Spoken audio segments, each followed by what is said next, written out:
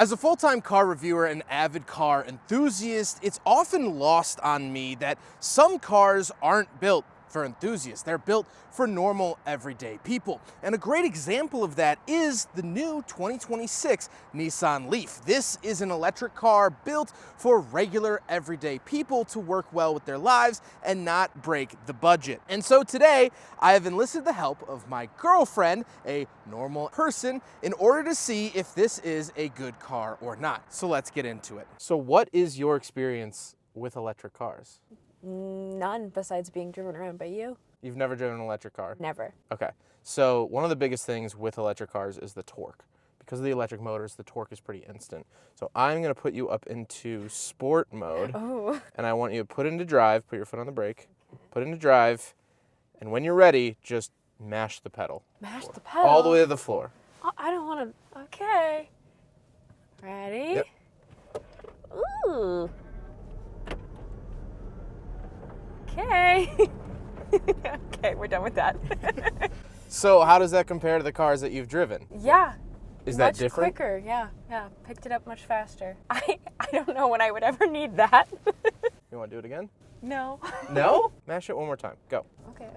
Let me get away from that car. Yeah.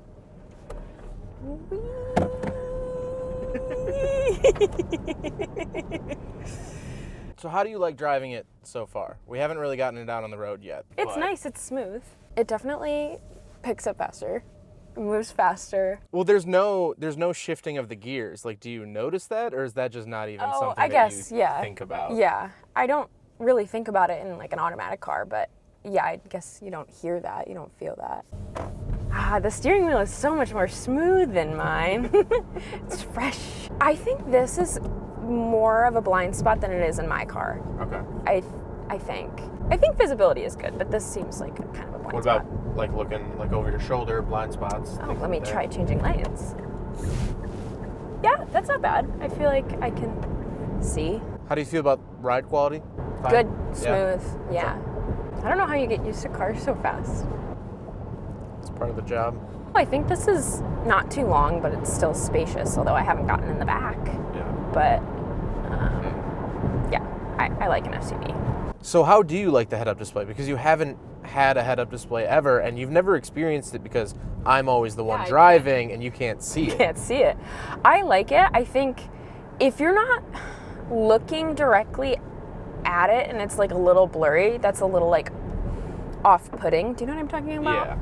But I think it's really nice to not like have to like look up and down, even though it's not like much of a difference. Like in my car, it doesn't take a long time to like look how fast you're going, but it's, I don't know, it's really, really convenient. I think if I got used to it, I would really, really like it. Yeah. All right, so let's talk about the interior. The space in front of you, how do you feel about that? There's a lot of screens, there's a lot of different materials.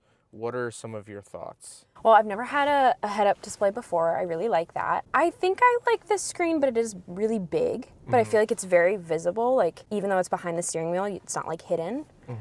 Do you like the big Apple CarPlay screen? Yeah. My car used to have Apple CarPlay, and now it doesn't anymore, and I do miss it. In terms of like the size, though, I think that's not. I mean, it's not the biggest we've seen. But it does feel like very wide. It feels pretty wide open. I think these buttons are kind of far. Like if I were to try and like change the temperature, I'd have to like lean forward, and I feel like that takes a lot of attention away. Do you want, here, actually hit these buttons because they do feel weird. They're not actual buttons. Yeah, I don't like that. I like a haptic feel of a real, pressing in a real button. Steering wheel I feel like is different than a normal car. I feel like, I don't know, just like the shape of it. I do feel, this could just be me, but I do feel like this is like short, or it could just be how high up I am. Like I could go that low and that does make it feel better, but I guess to drive, I would need to be a little higher up. Sure. I don't know how I feel about having cloth here. I feel like that would just get dirty very quickly, opening and closing the door. This not being a physical...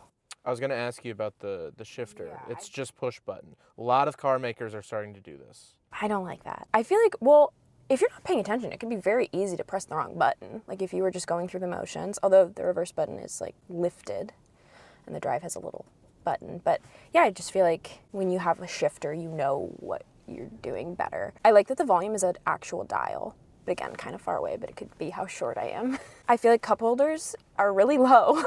That is really far away. How do you feel about the seat? Nissan, this is their zero gravity seat. They talk to NASA experts on how to better align your spine and things like that. Do you notice a difference, or is it just kind of a seat? No, the seat is really nice. I feel like it didn't take me a long time to get comfortable, which isn't common when you're driving a new car, I feel like. Seat is nice. I feel cozy, I feel supported. How do you like it? How do you fit? I fit pretty good. I'm not touching, although I'm a shorter person. If a taller person was driving, maybe it'd be further back. But yeah, I feel like this is cozy. It's the same like nice material as the driver's seats. You don't really get much of a downgrade, which is nice. Yeah, I feel like this is comfortable. It's not super roomy. I mean, my feet are kind of at the driver's seat.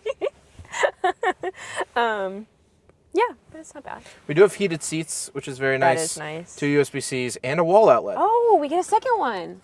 Nice. It's currently like the windiest day in Illinois. But we're gonna open the trunk. Power lift gate. Does that mean the foot thing? No, just the fact that it power opens. You don't have to lift it. So what do you think? Is this enough space for you? Huh. Yeah, for me, yeah, probably. I'm picturing like a road trip. I'm picturing packing like suitcases in here. I feel like it could be a little narrow with how much these come out, and it's not as tall as I thought it would be back here. But it's pretty spacious. So we do have an at-home charger as well that we could plug into the 110. Get a little light and things like that, but yeah. There you go. Ooh, it's got a plug back here. One of those. Like a wall outlet? Yeah. That's nice. Very nice. Inflate an inner tube, go down the river. Yeah. Charge your computer. Nice and easy. Yeah. It's red. It is red, yes. I did notice the wheels on the outside. I thought those were really cool and unique. Nissan's been doing some cool wheels, especially on the Leaf. The 2025 Leaf had some really cool wheel designs as well. So this one was very futuristic. Do you like that it's an SUV as opposed to, it used to be a little hatchback. Mm-hmm. Now it's an SUV, although the footprint is a pretty similar size. I like an SUV. I like being higher up. I feel like when you're in a little car, I feel like a baby on the road. So I like this a lot. Is electric something you'd ever consider in a new car or no? Yeah, I think I like the environment, but I don't know. I've never charged one. I don't know what that's like. I don't know. I mean, the range is always a concern, but I also don't go very far on a regular basis without you. Yeah. So from getting from point A to B. Well, ideally, we would have a charger at home. Right. That's the idea of it, is that you would have one at home. So how do you rate your first electric experience? I really like it. I think there would be some things that I'd have to get used to. The eco braking thing, I feel like is really cool in concept, but if you're not expecting it, I feel like that could be a problem. Yeah, I really like it. It's really, really smooth. It's really, really quiet. I thought it was easy to drive. Yeah. Oh, good. Oh, put it in park. Oh. Push the button, yeah. Well, there you have it. That is the thoughts of a normal consumer on the Nissan Leaf. There was one thing that we didn't mention in the video that I'd like to mention now, and that is the price. Mainly, we didn't mention it because Bella has never bought a car. She doesn't know modern car prices, and so when I told her this was $40,000, she didn't know if that was good or bad. As a full-time car reviewer that has driven almost every new EV there is, $40,000 is very, very competitive, and this is a fully loaded model. These start just above $30,000, which is fantastic, and something that I would consider buying in the future. I hope you guys enjoyed this video. This was very eye-opening to me, hearing her thoughts for the first time, and hearing that, yeah, she likes to sit up higher. Yes, she would fully consider an EV for her next car.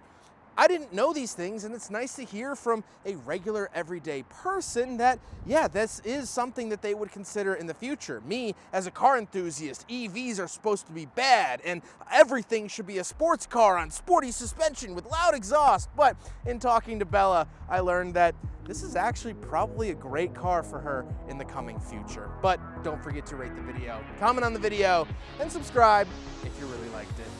Take care, guys.